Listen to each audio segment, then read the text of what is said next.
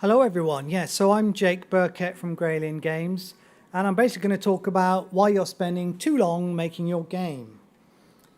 So I've been a casual game developer since 2005. I've made a whole bunch of casual games, spent some time working for Big Fish Games. I made a game called Fairway Solitaire, which some of you may have heard of, and then Regency Solitaire, and most recently Shadowhand, which is another solitaire game with turn-based combat, which hasn't been done before. I also make free mini games. I love sort of doing game jams and stuff like that, just to keep my skills up to date. And I co-founded a group in Vancouver called Full Indie, which is still going now and has an annual conference. So what I want to sort of say is I'm just going to talk about my experience, and you can take it with a pinch of salt and see if it's relevant for you. But I've been doing things for 13 years, and I've learned a few things along the way. And I've got a lot of data that I've collected, which I'm going to share with you today. So the idea for this talk came about partly because I just spent too long making a game, and I was analyzing that. And also, I asked on Twitter, how long have you been working on your game, and do you think that was sensible? And I got a bunch of replies, and I was sort of a bit shocked to discover that, a third of devs nearly have spent 3 or more years on their game. Anyone here? Has anyone here spent 3 years on the game? I can see some of you, maybe 2+, yeah. It's too long. So I asked people, whether they thought it was wise and so on, how long they spent on the game, and some of them said, it's nearly done, it's taken less than a year, so no problems. Other ones said, 3 years, and they know it's not a good idea, but they're sort of stuck in a rut doing that. Other people, though, maybe it's a hobby for them, or they've got a part-time job or something, so it's not really a big deal, and that's a different situation. But I'm a commercial indie dev. I'm paying for my family from the games I make. I don't have a giant stack of money sitting in the bank, and so, I need to think about things from that perspective, and that's what this talk is about, really. So exceptions. You don't have to make quick games if it's a side project. Some very well-known indies, able to work on games for, how long did John Blow work on The Witness for? 7 years or something. And he brought it out, and of course it did great. But I've known other indies spend years on games that are well-known, and it comes out and flops. So it's no guarantee of success. We seem to have a bells ringing as well outside, so it's not just your hangover from last night.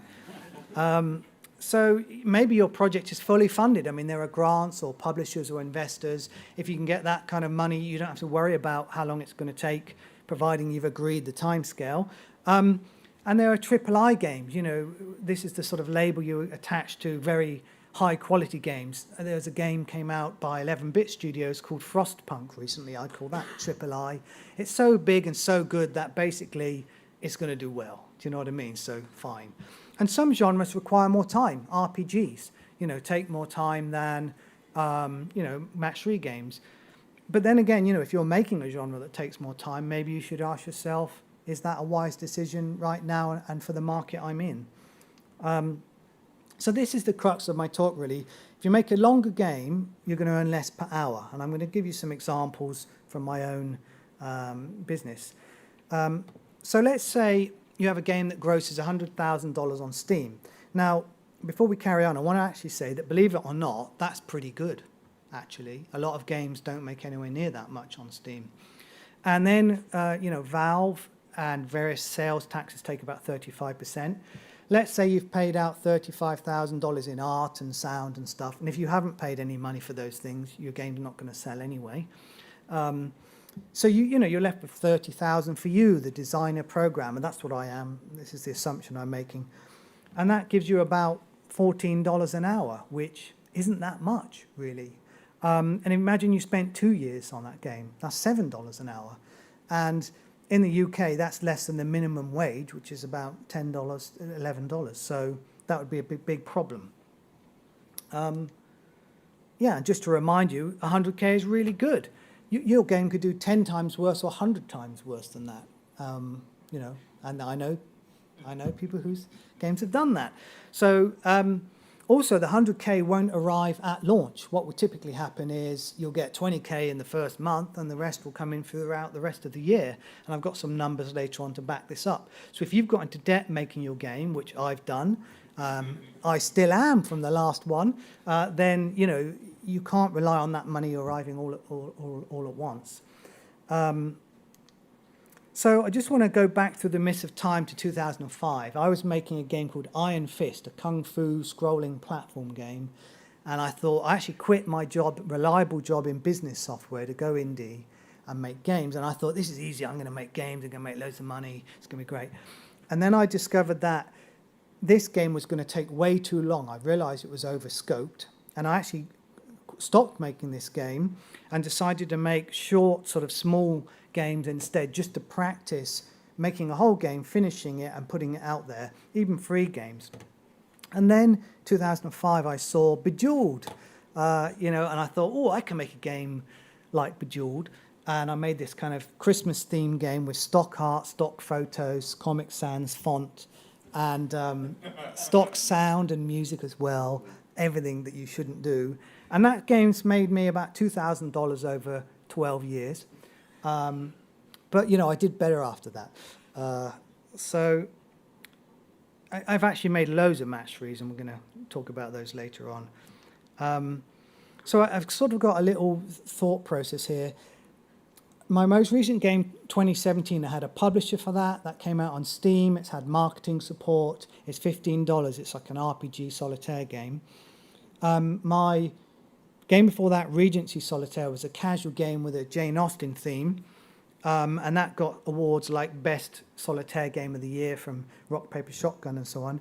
And then there's Spooky Bonus, this sort of little match-3 game with a Halloween theme. And if I said which made the most people don't really guess that it's Spooky Bonus. So that game actually made me about $400 an hour for working on that game, which I think most of you would agree is reasonable. Now, why? Why did it do so well? Well, basically, it was a small scope. It took me 3 months to make, okay? So I already had a match-3 engine, and a lot of people use the term reskin, but it's more than a reskin, it's a retheme. You've got to think up all the power-ups, change all the graphics, the story, the metagame, the whole thing I did. But I did it in 3 months, which obviously didn't cost me too much of my own time. I still spent money on art and music, as you should do. And the game resonated with the audience really well. I discovered after living in Vancouver that North Americans really go mad about Halloween compared to the Brits. The Brits, you just stick on a bin bag and go and ask somebody for sweets. But in North America, adults dress up, right? So I spent money on art. I didn't do a mobile version. I know this conference is mostly about mobile, but I know PC, and I just stuck to what I knew, and I did the best job I could. It was localized to multiple languages because my engine supported that. That definitely pays off, always worth doing. And it was my 7th match 3, so I sort of knew what I was doing, I believe. And it was 2013, so, I mustn't neglect the fact that it was still a good time for the casual market as well. So a whole bunch of factors came together that meant I didn't spend long on that game, and it did very well. So this is the dollars per hour for all of my games, because I actually chart the amount of time I spend on the game, the costs, and the revenue. So I'm able to look at each game in isolation and figure that out. Now, the first 2 games, that's that Christmas-themed one, number 1. Yeah, so that's what happens when you copy Bejeweled not very well. So, I could have quit after my first 2 games, and then I'd have missed out on all of this sort of fun later on. Or maybe, this happens to some indies. They actually make this game that makes them a huge amount of money first, and they plow all that money into their next game, and then it flops. And that's because nothing is guaranteed. You absolutely cannot guarantee success for your next game. Some of these were contract work, and they're the lower ones. The best ones were my own IP, which keep making money forever, year after year. So there's something to be learned there. Number 10 is Regency Solitaire, this Jane Austen-themed card game. And it's done pretty well, but it took a year. So, if I'd done that in 3 months, maybe it would have been great. And this 11th one, sadly, is Shadowhand. And it's my best game. It's got 15 hours of gameplay, that's a huge amount of content, it's the most innovative game, the best polish. It's definitely my best game, but it took 2.5 years to make. And so the dollars per hour is greatly reduced. Yeah. So I also actually have sort of logged the months that it takes to make my game versus the dollars per hour. Now, I know this isn't a chart with enough data really to make a whole conclusion, but that's Shadowhand, and these are my shorter games. And if you had a chance between making a short game that was going to make no money or lots of money, or spend 3 years on a game that was going to make no money or lots of money, what would you rather do? I'd rather roll the dice multiple times than one huge die that rolled a 1, you know. So it's not a simple, I mean, I do log my hours, but there are other things I don't log per game, like I do marketing and you know, going on forums for the games. I have to do my accounts and just run a business. All of that stuff takes time, and it's split between multiple games. And also, I'm not a machine, so after I make a game, I sometimes need to recover. I need to get out of this sort of crunch mode or come up with new ideas and just, you know, this is the creative process really. And health and family things can get in the way and slow stuff down. And also I like to enjoy life. So I try to sort of go out and about. It's been sunny recently. I like to go out in the sunshine, you know. It's good for you developers to occasionally do that. So yeah, really make games quicker. I mean, in 2018, after making Shadowhand for 2.5 years, I've decided to make a whole bunch of small 3-month projects and then maybe some long 6-month games, which I'm going to reduce costs on, but reuse my engines and so on. But I need to make a point here. Making quicker games doesn't mean crapper games, worse games. I'm not trying to make shovelware crap, is what some people would like to call these things. I still want the games to be high enough quality that people enjoy them and are having a really good time with them. But as a sort of perfectionist and sort of what some people call anal retentive, I like to spend too long on the fine details. Do you know what I mean? And I like to refactor my code, and I like to fiddle with these pixels here, there, and everywhere. And some things just don't matter to customers, but they're important to you as a developer. And my mission really is to try to sort of focus on the things that matter to the customers and get the game done quicker. So, and I encourage you to do the same. And so, yeah, going back to Shadowhand, I mean, it's got 140 collectible cards, it's got all these characters, and it all got wonderful art, and there's so much in the game. It's 15 hours of gameplay, another 20 if you play it in hard mode, and it's just too good value, right? I gave people too much. We could have made a game maybe in a year, seen how it did, and then made a sequel, right, instead of 2.5 years, or one game and then some DLC. So that's really my thinking. The other thing is it was a long linear story-based game. So you start playing the game, there's 21 chapters, and we designed this amazing thing at the beginning where there's a story, all these items tied to the meta game, it all makes sense. And then it was hard to cut something from that process. Whereas if you're making a simulation or a roguelike or some kind of other game, you can sort of build it out like this. It can be a lot easier to ship at any time. I'll talk about that a bit more later. So yeah, the other thing I've learned is not to waste time. Like I've got two, you know, I'm getting older. I've got 2 kids. One's about to head to university soon.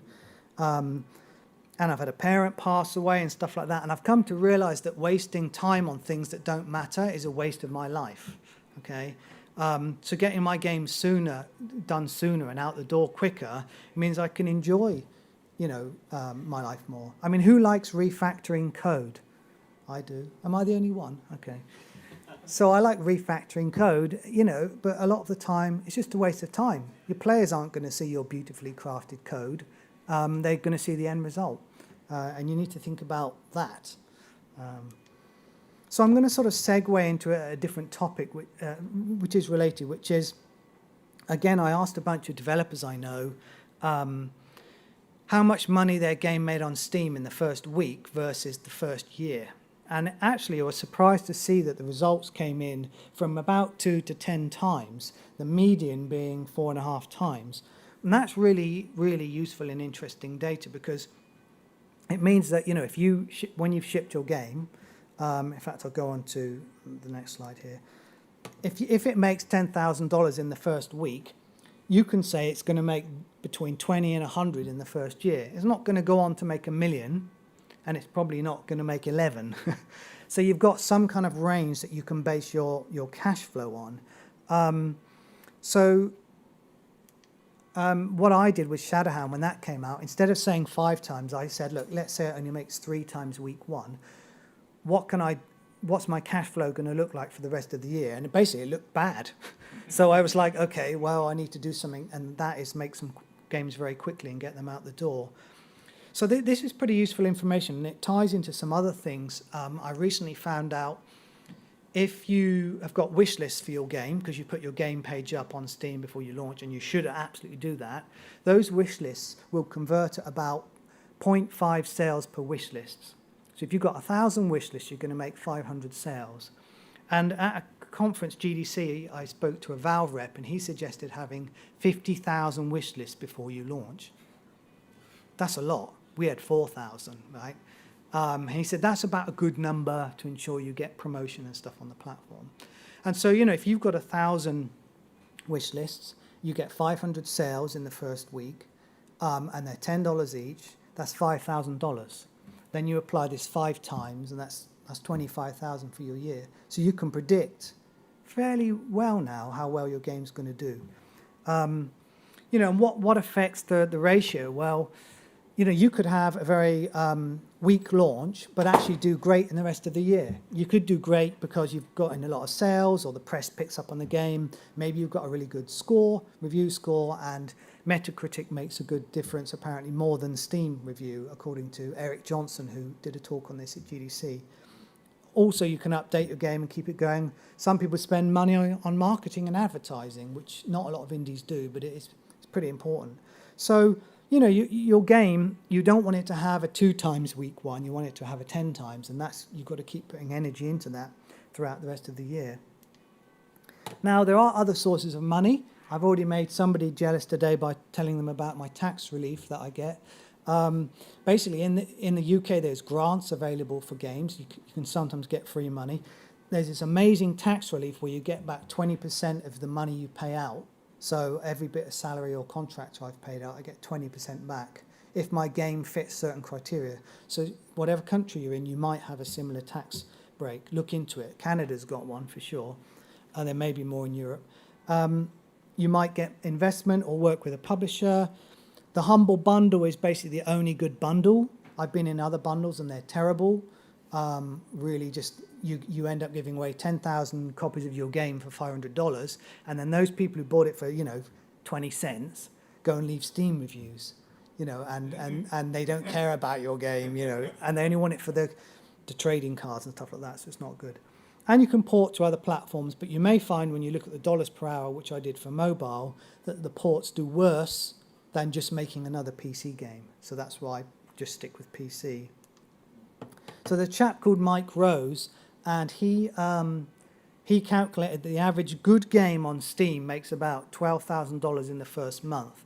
Now, we don't know what he means by good game, but, he filtered out a load of stuff that he viewed with shovelware. He'd probably filter out my games. But that works out about $6,000 in the first week, which is only about $30,000 in the first year. So that's the average good indie game on Steam. And remember earlier on I gave you an example of $100,000, and I said that was good. So that is $9 an hour if you didn't pay anyone any money when you made your game. So if you didn't pay any contractors, and that's not really very survivable. So I'm just trying to be realistic with you here to get you to think about this. So if your game, you made it in 3 months, is way better than if you made it in three years. This is for a 1-year game, which is too long.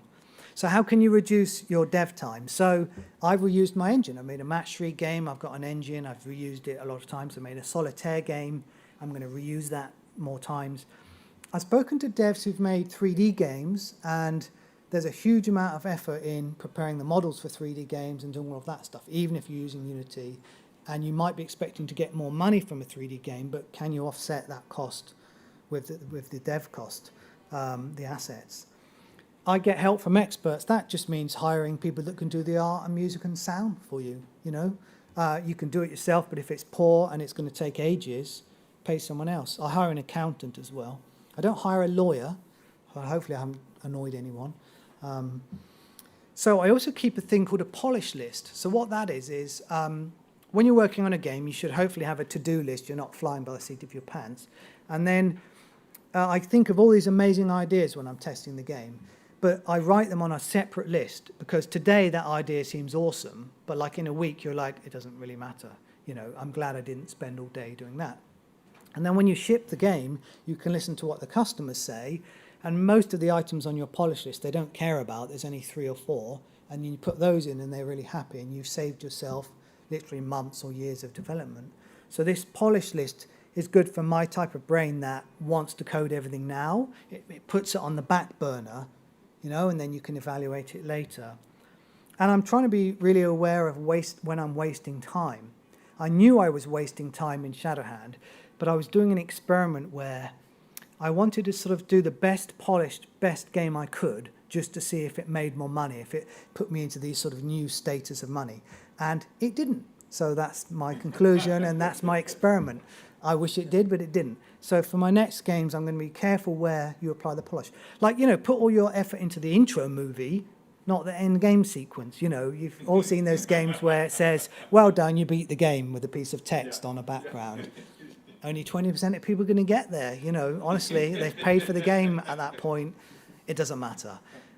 If you make casual download games, which I do, they're often sold by a 1-hour demo model. So your 1 hour has to really hook them in and sell them the game. And then after that, you know, you can just put any old crap. No, I'm kidding. I don't do that. It's still going to be good because you want good reviews. But this is what I mean about be aware of where you're spending your time. And the inverted pyramid is another name for that is like minimum viable product, which you hear in all the free-to-play talks. You make something small that you could ship now, but if you've got more time and budget, you can add another layer on. Do I want to ship that? Actually, I can spend more. And you keep adding layers until you're ready to ship the game. That works better for certain types, like simulations, roguelikes, I said earlier, than large story-based games, which I've done. And then there's productivity. I mean, that's a whole conference in itself, productivity tips. Monitor your productivity, monitor your time, use apps, use logs, whatever you need to. There's so many tips and tricks out there. Figure out when you work best and make the best use of that. So really, that's kind of my conclusion. I just wanted to give you some realistic numbers about Steam, which you probably apply even worse to mobile, right? You know, the only good console at the moment seems to be Switch. The other ones are not so good. It's really hard to make money as an indie dev. And if you are going to make a game, you know, please be realistic and don't fall into the trap of making a beautiful piece of art that earns you nothing but disappointment. So, you know, try to not spend long on your game, and good luck to you all. And that's the end of my talk. Thank you very much.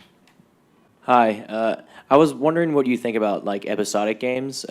Is it good maybe if you have an idea for a long game to come out with an episode and maybe if it doesn't hit and resonate, you just abandon it, or is that a good way to do development? I think there's been this thing in indie games recently where episodic games haven't been that successful. I mean, the first few Telltale games did that, but even their later ones didn't do so well. So I don't think it is a good business model. I mean, I like the idea of abandoning your other games, but then right. The first people who bought the first one are going to be annoyed and you're going to lose fans. I'd rather just make a new game. If the first one does well, reuse the engine and make a sequel or spin-off or re-themed version. Personally, I mean, there's even difficulties with sequels. You then think, well, who's going to buy it from the original? You know, if they played the original and liked it, are they going to buy the sequel? And it might be a smaller percentage of people, so you shouldn't spend too long on it. But a lot of people go really big on their sequels. I've seen indies do that, spend years on the sequel, and then it flops. You know, and it needs to be the other way around, in my opinion. So I'd be careful with episodic, is my opinion. First, I just wanted to say thanks for showing data. That's really, really helpful. I just wanted to ask, what would your advice be for teams that are doing projects that are already going to be large scale? Would you recommend a strategy like doing an early soft launch, or getting builds of the game out as early as possible, or something like that? What would you think? Definitely the early access model on Steam is pretty good these days because it encourages you to get something ready for a start fairly early on that you can put out, and then you can listen to what your customers actually want in the game. I know there's this sort of issue where, as a designer, you sort of know best, and the customers don't always know best, but you can definitely use them to guide your decisions and make sure you don't spend way too long on a feature that nobody cares about. So I would say get in early access, listen to people and do that. I'm very wary of big teams anyway, honestly, working on indie games, especially mobile games, unless you've got some money behind you or a very clear route to market and a publisher. So be careful and do it quickly. Hi, the same way you find ways to kind of not get or spend as little time when it comes to the art, for example, like you were saying, just outsource or things like that.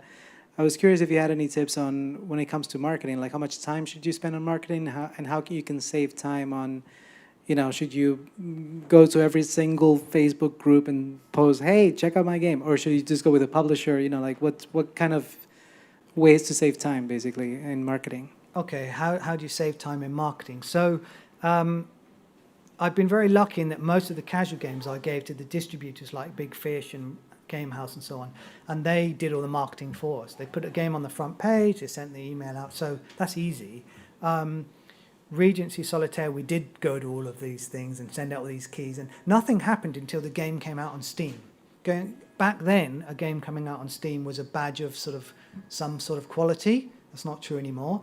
But working with Positech Games for Shadowhand, they did a lot of the marketing and stuff, and I would advise, there was a PR company that got us a lot of interviews with different press and so on, so the right PR company I think can be worth having, and Cliff Harris likes doing advertising and is very good at doing that, and if someone's an expert at that, better that they do it than me try to figure it out and funnel thousands of dollars into the wrong thing.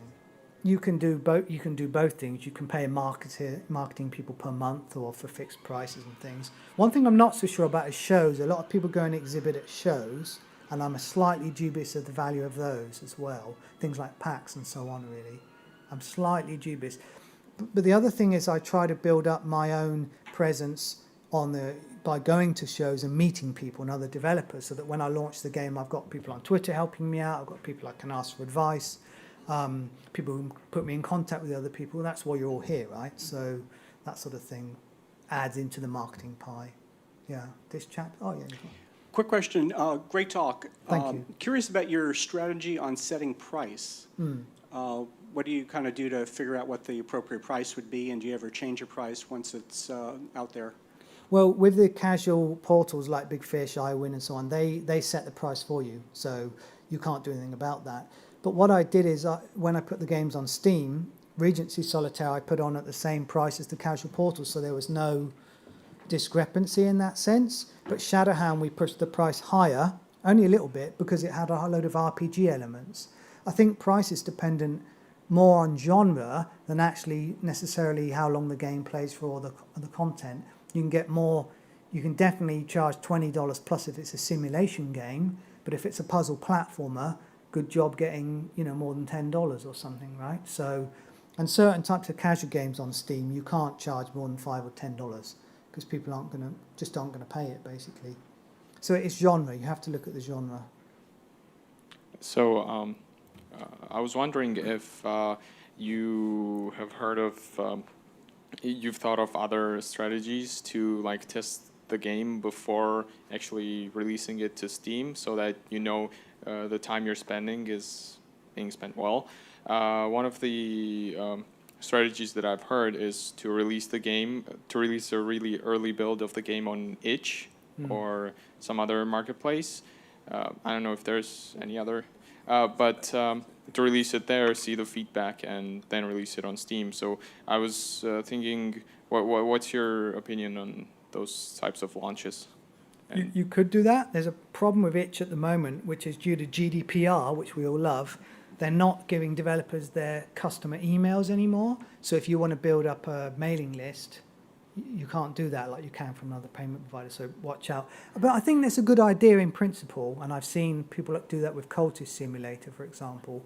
The other aspect is You can do a thing called ghetto marketing, where you come up with ads for your game and you put them on like Facebook and see which ones get the most clicks. So you can sort of test the concept, and you click the ad and it goes nowhere. But you can track it all, right? So I've heard people do that sort of thing. I honestly just trust my gut because I understand the market fairly well and what the customers want, and I just do that now, really. Thanks a lot.